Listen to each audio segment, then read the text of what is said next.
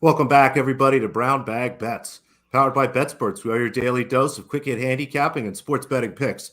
I'm Alex Christensen, and now, as will be the tradition, as Tuesdays, Andy's over at the golf show talking about that. As always, we bring in Matthew Rooney, and for a little extra support to talk some college football, producer Dan, who's just going to get the show started to talk a little bit about what happened last night. We wanted to get this at the top of the show. Dan's got a nice little thing put together, and we'll just kind of put this to bed and try to get back to sports betting because we know how traumatic last night was for a lot of people, a lot more so than any of the three of us. Right. Yeah. I just wanted to make sure we addressed it. Like, it's a difficult situation. Felt kind of odd to not just like blow past it, not address it this evening. But if for whatever reason you missed it, after making a tackle on T. Higgins, Bills defensive back Damar Hamlin got up, took a couple of steps before collapsing to the ground. He had his heartbeat restored on the field after suffering cardiac arrest during the game. CPR was administered to Hamlin on the field for multiple minutes. He received oxygen, according to the ESPN broadcast, as he was placed in the ambulance and taken off the field 16 minutes after he collapsed. He was then driven to the nearby University of Cincinnati Medical Center. According to the Bills, he is currently sedated and listed in critical condition. The University of Cincinnati Medical Center did not anticipate making any statement early Tuesday morning. We have not heard anything to that effect yet this morning. Hamlin is a Pittsburgh native, grew up right outside the city, same high school as Dan Marino. Like Dan Marino, played his high school ball at Pitt, where he was a standout there. He wanted to be close to his family. Giving back to his community has been very important to him. And the only positive thing of a really crappy situation, people found the GoFundMe for his toy drive that he does for the kids in the local area. And as of a couple of minutes ago, it was up to nearly $4 million in donations. Wow. So, just the best of humanity, kind of showing what we can do to come together in the light of, whether or not, whether the prognosis are good or not, it's still a traumatic event, if nothing else. So our best wishes go out to him and to his family. We're hoping for the best. We're pulling for him. And there's no easy way to segue to it, but we are a sports betting show and we like to try to be entertaining and fun and have some fun. And I know a lot of people could use that at a time like this. And, while something super traumatic was going on in the NFL last night, the NBA was having a fairly insane night. Yeah. If you were not aware of that, we had a 71-point night from Donovan Mitchell. We had Klay Thompson scored 54, and Noops' guy Joel Embiid scored 42 points on a night when he was almost 30 points off the high scoring mark in the NBA last night. But most importantly, Noops, in the Mavericks-Rockets game, the under never in doubt, and the Rockets were the right side from pillar to post. We always like to see a pillar to post. I love a rugby reference from you. That's really fantastic. But yeah, it's hard to say that at a night where you got a player score 40 points and 54 points, neither one's really worth talking about. Again, the first Klay Thompson game in a while, because Donovan Mitchell not only scores 71 points, 55 in the second half, scored or assisted on 99 points. That is the second highest number of all time, just behind Wilt Chamberlain, who got 104 in the game where he scored 100 points. So, yes, it's just absolutely unbelievable night in the NBA. It was nice to get some wins. Even made a little ad for the afternoon game for the Knicks. That worked out pretty well. So let's jump into today's slate. Just 3 games. Again, we're back here on a Tuesday. Not a lot of NBA action. A couple games. Waiting to hear what Bradley Beal's status is here for the Wizards-Bucks game.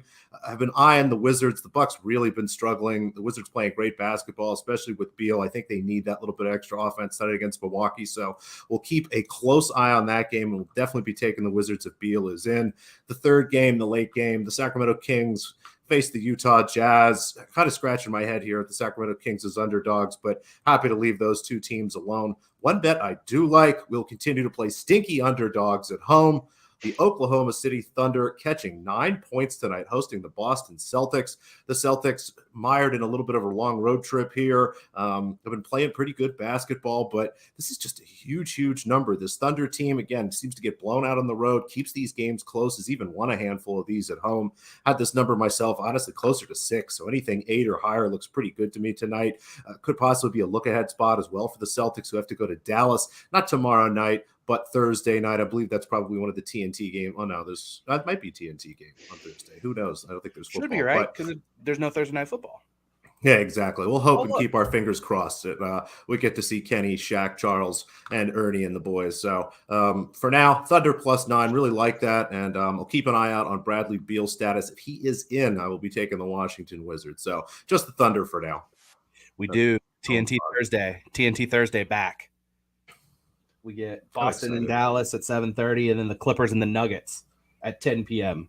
on Thursday night on TNT. So NFL clears out, and we get the boys back, as you mentioned. I should put the frames up. The Thunder are a team that feels like they've been tanking for 4 years now, but even though they're tanking, they always seem to play hard, and it seems just like a giant pain in the ass. They're always better than they should be. Like for tanking, it feels like they're, like you said, that's a good way of putting it, Dan. They're always a pain in the ass to play against, no matter how bad their roster might be. It's annoying. It's a great home court advantage. That people in Oklahoma City don't really have another sports team. I mean, you've got Oklahoma football and whatnot, but that's their team. And that crowd is great. I mean, it has kind of a Memphis feel to it where that's the whole city's team and they come in and keep that place rocking. And it's a fun young team. I wish they hadn't used the second pick of the draft on the big guy from Gonzaga. I think they probably could have used somebody else. But I mean, even then, they've got a lot of talent. Giddey's look really good. Lou Dort continues to be good. Both Jalen Williams, which as much as it annoys me that there are two Jalen Williams on the same team, have been playing really well. So it's fun. I think, again, the Thunder will be able to pressure the Celtics team that, again, has struggled to cover some of these big numbers. So my body has – a lot of people I know complained that the New Year's Day bowl games weren't on New Year's Day because of the NFL.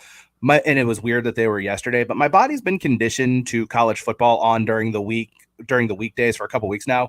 What my body was not conditioned to was the Winter Classic being on during a work day. Completely forgotten. And I'm obviously a big hockey guy. Forgot. And until there was an update on my timeline. Yeah, The Winter Classic between Boston and Pittsburgh was yesterday. No idea it was going on until some updates on the game hit my timeline. And I was like, ooh, that's weird. And I saw they're going to do one in Seattle. They're going to do Seattle and Vegas at the Mariners Stadium, which is pretty cool. And I'm sure there'll be some in Canada because they do some in Canada every year. But nevertheless, that was the thing that happened, which is a way to just segue us into hockey. Matt, you're fading your squad, which you kind of have to, right? Tank hard for Bedard. I don't know if any of you have watched any of the World Juniors, but there was a goal last night that he scored to end the game in overtime against Slovakia. If you get a chance, go look that up on Twitter. Watch him. He just absolutely walks the entire team of Slovakia through the zone. Just decides to go 1-on-3, does it, finishes. It's an unbelievable goal. But yeah, I want him to be a Chicago Blackhawk. I think there's a pretty darn good chance he's going to be one because the Blackhawks are going to end up with the best odds to pick up that number one pick. We're going to fade them. They host the Lightning tonight. The puck line was -1.5 at like -150, and I'm not touching that. I'm going for the alt line. Tampa's good. Obviously, they've won 3 consecutive Eastern Conferences. They have lost a few pieces from there, but they're still very good. And after what was a middling start, they've really played better hockey as of late. They've won 3 in a row, but that doesn't really matter as much here because they're that much talented. That minus the 2.5 is +136. The Hawks are scoring under 2.2 goals per game, if that's possible. They're allowing almost 4. And again, this is all pretty much by design, but it's bad. It's supposed to be bad, and it is quite bad. Probably only going to get worse. They've scored, they're averaging 1 goal a game in their last 4. They're allowing a whole bunch. The Lightning are very good. Let's just take the Lightning here. The Hawks actually in their last game against the Sharks, who were another bottom feeder team, jumped out to a 2-0 lead at home and then lost 5-2. So yeah, that's how the season's going there. And then a couple bets in the Capitals Sabres game. We're going to take over 6.5. The Sabres have been a wildly volatile team. They started out really hot. Then they went through a big swoon where they were still scoring a ton of goals. And now they're starting to win again, but they're scoring a ton of goals there as well. I like this game to go over the 6.5 at -105. Washington scores a lot of goals too. They're averaging just about 3.3. Buffalo's averaging just under 4 goals a game at like 3.91, something like that. Buffalo's allowing over 3 goals a game. They've scored 4+ in 5 of their last 7. Washington's on a roll. They've won I think it's 10 of their last 12. Ovi has 26 goals already. He could get probably will get to 50, maybe even threaten 60 this year. They've scored over 4 in 9 of their last 12. So we're going to take the over there, and then we're going to take the Capitals. The Capitals are just playing better hockey right now, and I think they're a very good hockey team. They're playing really, really well under Peter Laviolette, and I like those odds at +154 for them. So we're going to take the Capitals at plus money on the puck line, and then an alt puck line for the Lightning at -2.5. Is Buffalo the team that was the second quarter over team or second period over team? Toronto. Similar, not far away from each other, but it's Toronto. Yeah. It was somewhere up there. I was trying to remember. Maybe that was part of your angle. I'm waiting. Right across waiting the board. For second period over. We're going to get there. Once football is over, once college football is over, once the NFL is over, that's kind of when I'm going to do my deep dive into second period overs, or if there's third period overs, first period overs, whatever. We're going to find an angle and we're going to manipulate it. Tank hard for Bedard is the best tank slogan we've had in a long time. So it's a good one. And hey, the Hawks are tanking hard. There is no doubt about it. It's probably going to get worse. There you go. So we have that. Tennis is going on down under. How do we do yesterday, Noops, or this morning, or whatever these? Awful, not a good. Well, all my NBA bets lost. All three of the tennis bets. Again, we had some big underdogs in there, so I don't feel too bad about losing Tatiana Maria plus 600 or something like that. But had a lot of CLV on I'm trying to remember Fruvertova and Kalinina, and not terribly close. So we'll see how it goes. We're back to it. Well, you take big swings. I mean, she's plus 600 for a reason. You take a swing and whatever, man. It's for entertainment purposes too. And you took some swings and they didn't work out for you. But we get back on the horse. It's just building. Look, the players are there building up to the Australian Open right now, and that's what you're doing right now. So we're getting some reps in, and that's all that really matters. A weird kind of end of the season with some of these weird tournaments or non-tournaments or indoor tournaments and whatever, and you're just gonna find your form. So what are we doing today? I'm not too worried. We're up just a little bit to start, despite the bad start. And again, still have 2 outrights left. Again, another handful of underdogs tonight. We'll start in Australia and Adelaide.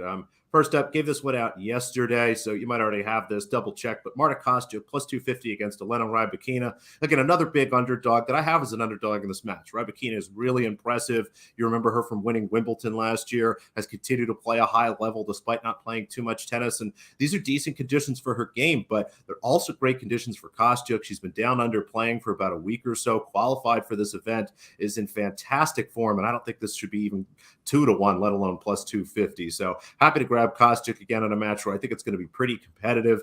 Zheng Qinyan, you might remember Queen Zheng from last year. Unfortunately, I didn't get to bet on her in the first round. I probably just should have anyway. But love her tonight again. Actually, I think this one will be tomorrow night. I'm not quite sure. Yeah, that'll be tomorrow night. So you've got a little time to get that one in. But minus 130, and it looks like this one has actually moved out a little bit. Another fade of Victoria Azarenka, as I talked about yesterday. Vika really kind of in the downturn of her career. Was very disappointed in Colleen. Just had a bad match, really.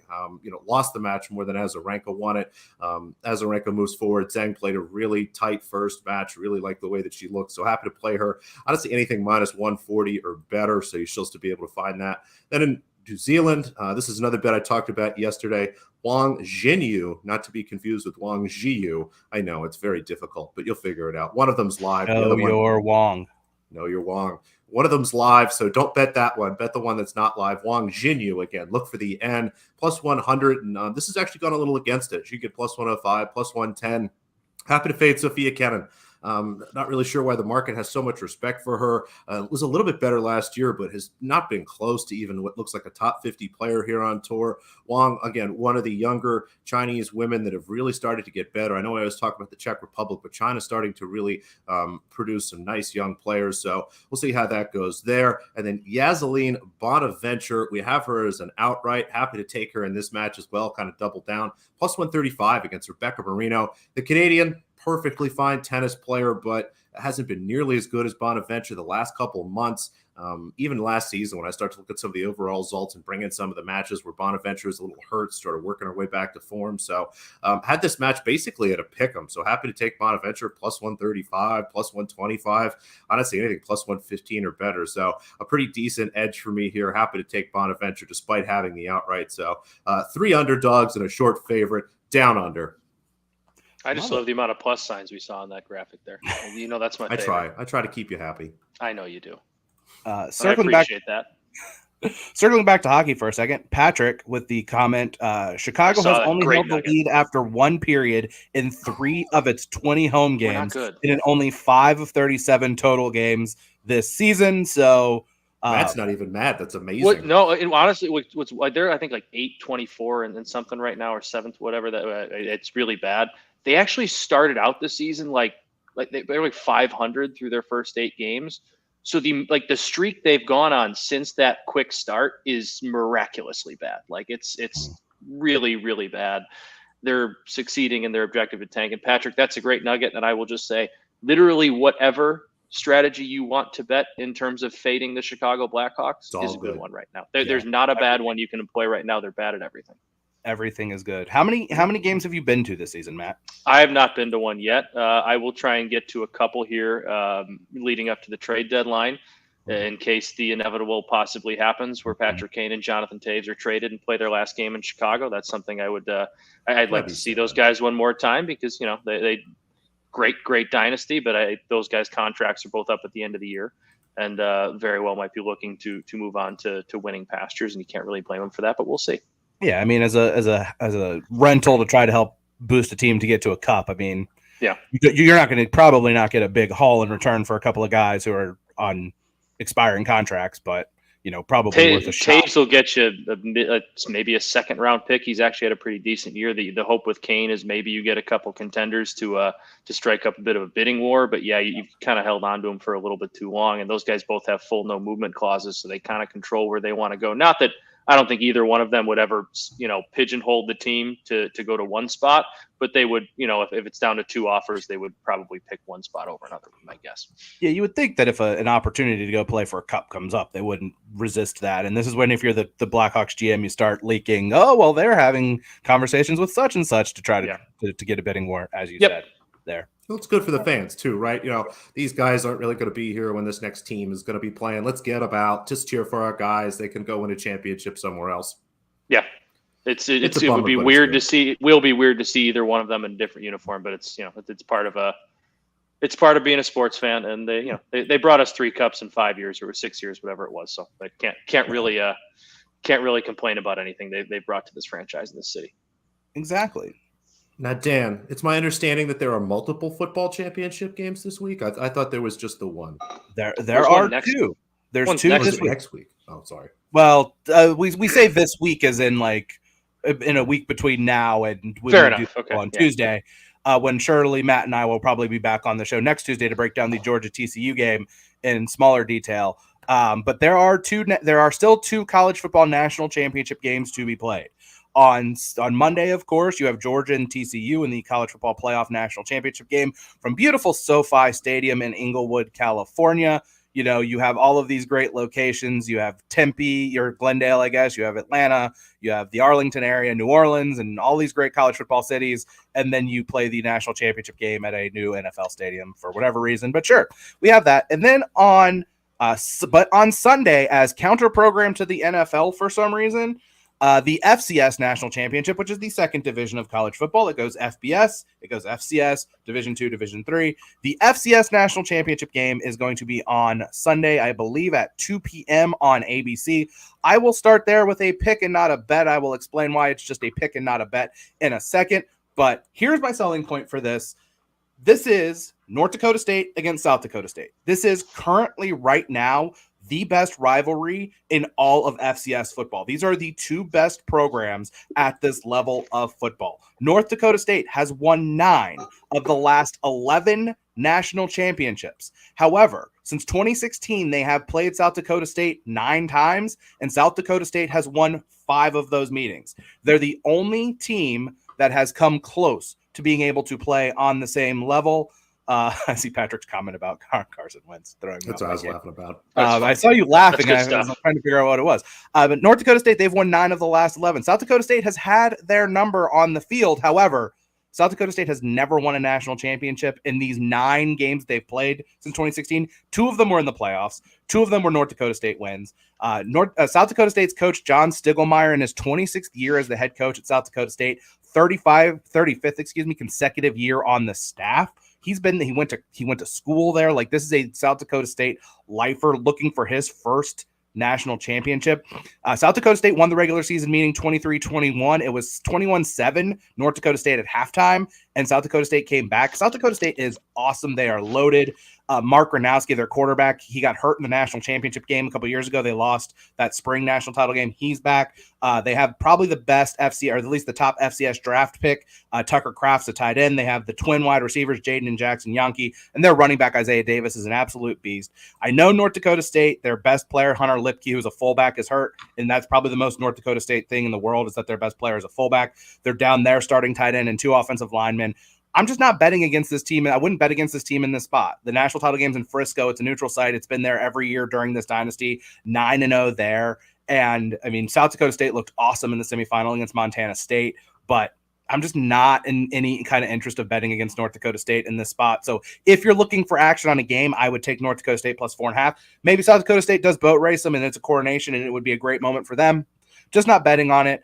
That to happen. I'm also not going to bet on this game because God bless our friends at FanDuel who before the playoffs started hung North Dakota State, who remember they've won 9 of the last 11 national titles. They hung them at 12-1 to win the national championship. So I gladly jumped on that price and I'm not going to hedge. I'm just going to ride it out because I do like South Dakota State. I like their program a lot and I hope they do win. But if not, I win some money. And then of course, in the main event, I just think there's going to be scoring in this game. The 2 semifinal games were awesome. TCU's defense, they live on havoc plays, which are tackles for loss, sacks, turnovers. 13 tackles for loss, 4 sacks, 2 pick sixes, and a forced fumble. Remember that one on the goal line against Michigan. They had a lot go their way.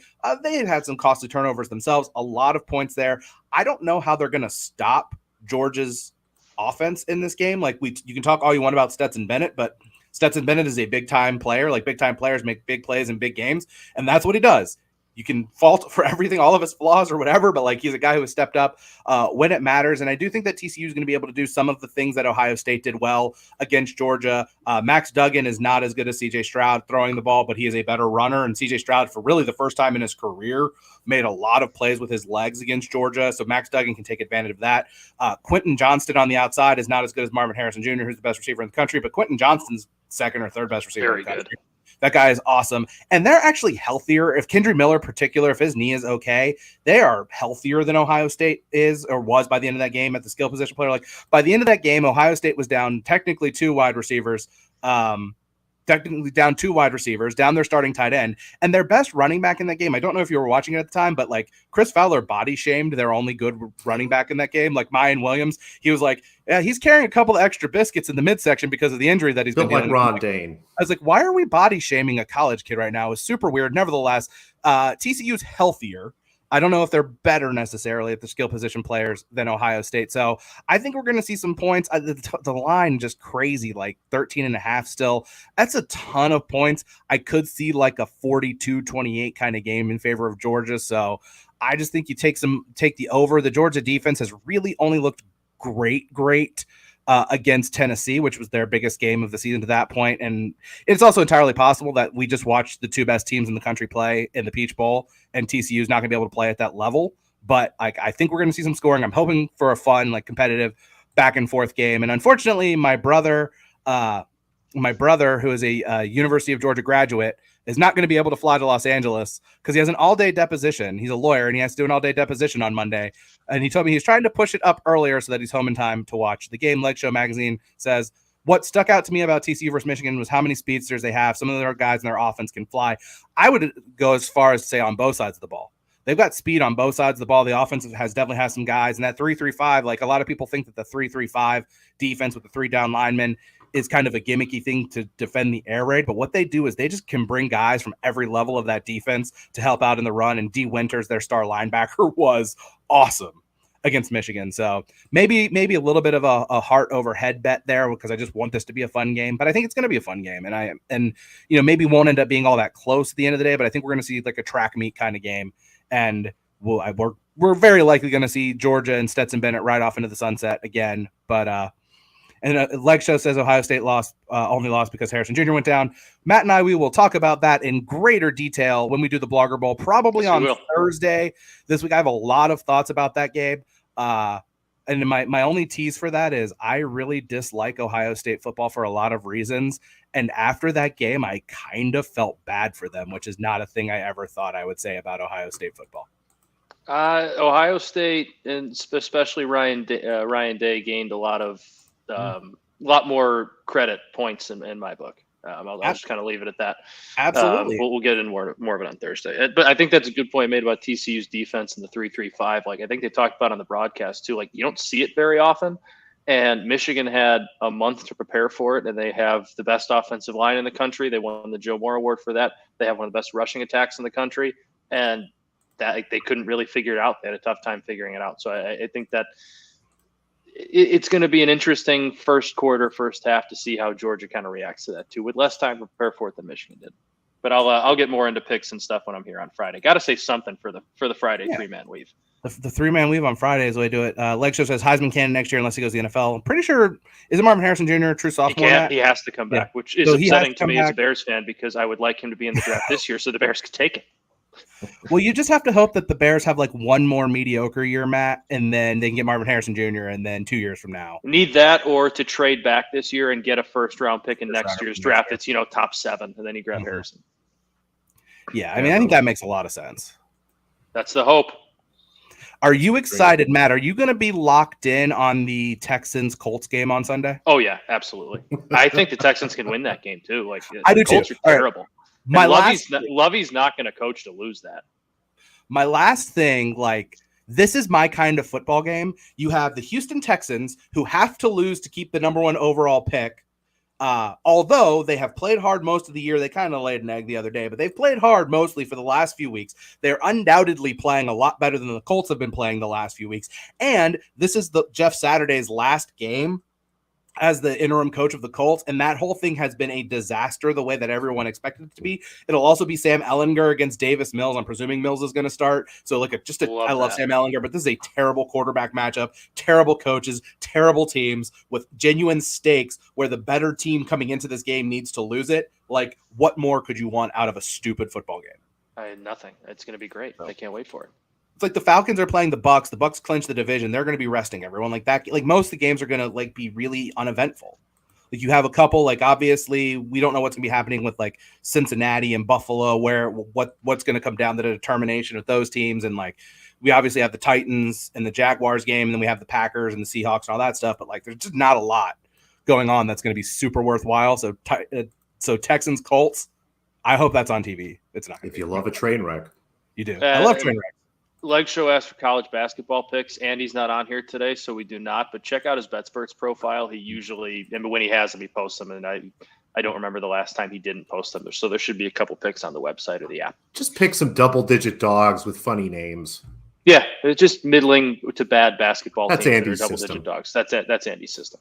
Noop's just giving away the farm on Andy's system now. Wow. Andy doesn't hide his system. Now, it occurred to me today, like him and I, if I go back and look, like I bet some favorites in the NBA, but Andy and I pretty much only bet stinky teams. Now I got nothing wrong with that. Did Lipscomb win last night, or did Lipscomb cover? Oh, they most assuredly did not cover. Well, he's Liberty 77, Bad. Lipscomb 48. So it happens. That was so check out Andy's profile on BetSperts if you need any college basketball. But I think that's all we got, gentlemen, for today. Thanks, everybody, for watching. Thumbs up, rate, and review. And again, as we start at the top of the show, send all your thoughts, prayers, positive vibes, and good karma to Damar Hamlin and his family. We'll see you tomorrow.